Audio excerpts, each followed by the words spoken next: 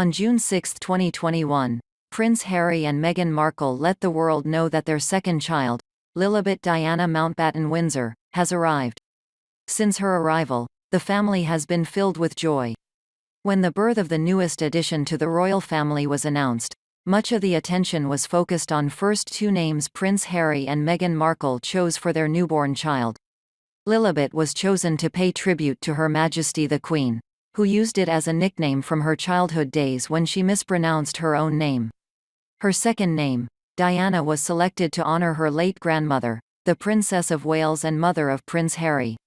Her last name, Mountbatten-Windsor, is interesting, since not all royals carry a surname. Lilibet's cousins, the children of Prince William and Catherine Middleton for instance, do not use a surname. In April 2018, the couple welcomed Prince Louis.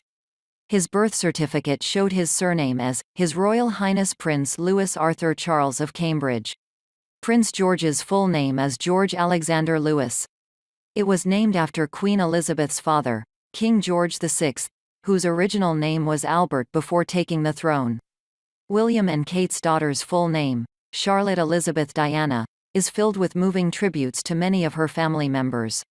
It's thought they have the right not to, because Prince William and Kate represent the royal family officially, and therefore enjoy the status of His and Her Royal Highness.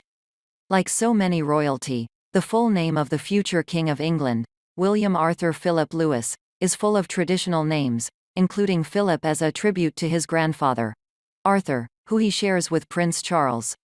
Prince Harry's name is actually not Harry, but Henry Charles Albert David.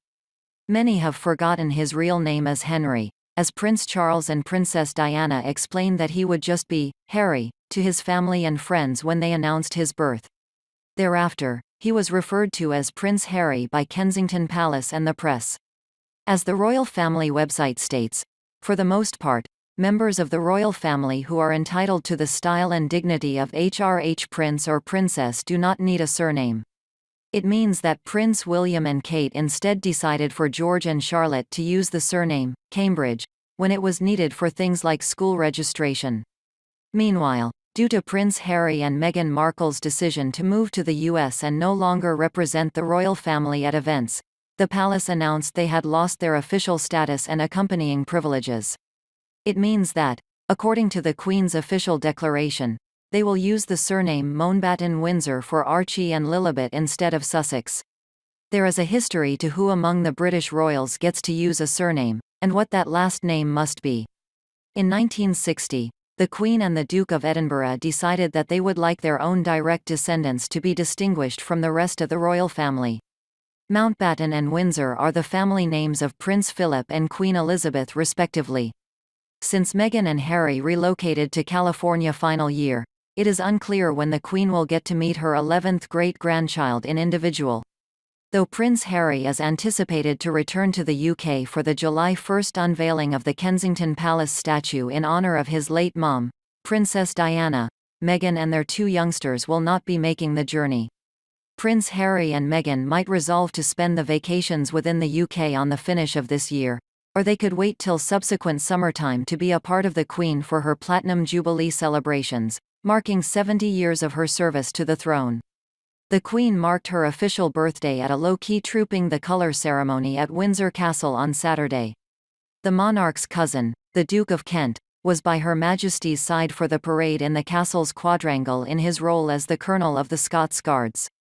The Queen wore a grey and lemon yellow coat with an embroidered collar and hat by Angela Kelly, and an aquamarine bar brooch and pearl necklace as she watched around 300 military personnel parade around the quadrangle. She wore the outfit at the state opening of Parliament in April. The event has been dubbed the Mini Trooping the Colour, with the usual ceremony which takes place in London scrapped for the second year due to the pandemic. The Queen turned 95 in April but will celebrate the occasion today. The tradition of the monarch having two birthdays was started by King George II in 1748. King George II was born in November 1683, which is not known to have weather suitable for celebrations. Therefore, the monarch decided to combine it with an annual military parade, Trooping the Colour, in the summer. For the second year, Trooping the Colour is missing some familiar faces.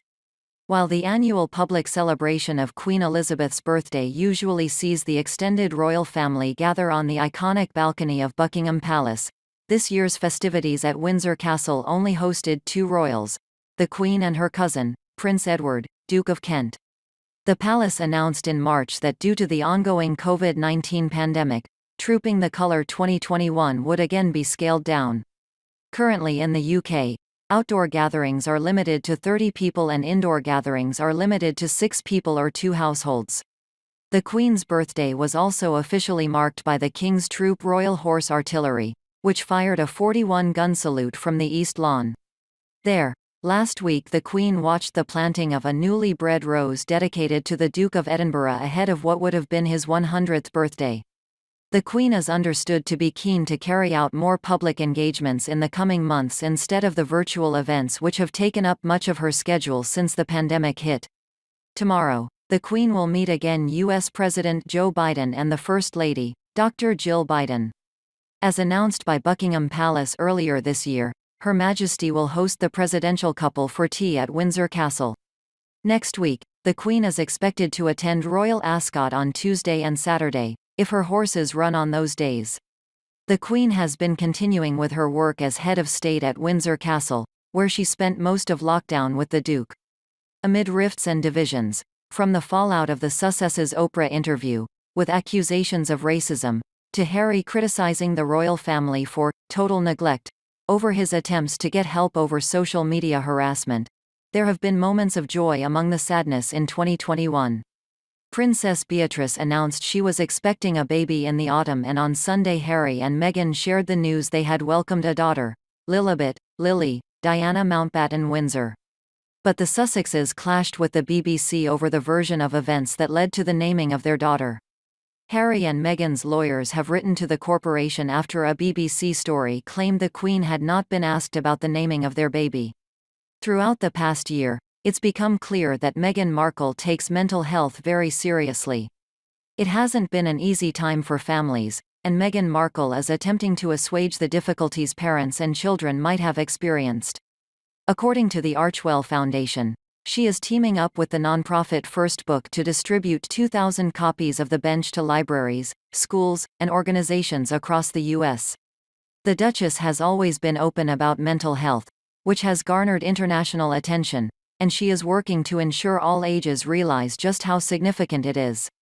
The Bench might have received a disappointing blow upon its release this week in the form of a negative review, but the Duchess's carrying is on and putting others before herself, in true Meghan and Harry fashion. The book, which actually began as a poem to Prince Harry, is but one of her many attempts to give back to families. In lieu of presents for Meghan and Harry's daughter Lilibet Diana, the couple is asking that royal fans donate to organizations for women and girls. An insider made it known that the baby girl's big brother, Archie, has adjusted well to the addition and has been in awe. The source added that Archie was captivated by baby Lilibet as he adores and covers her with kisses and hugs. They are so in love with her, and she's absolutely beautiful. She looks like both of her parents. The 2-year-old has also been able to carry her with the help of his parents.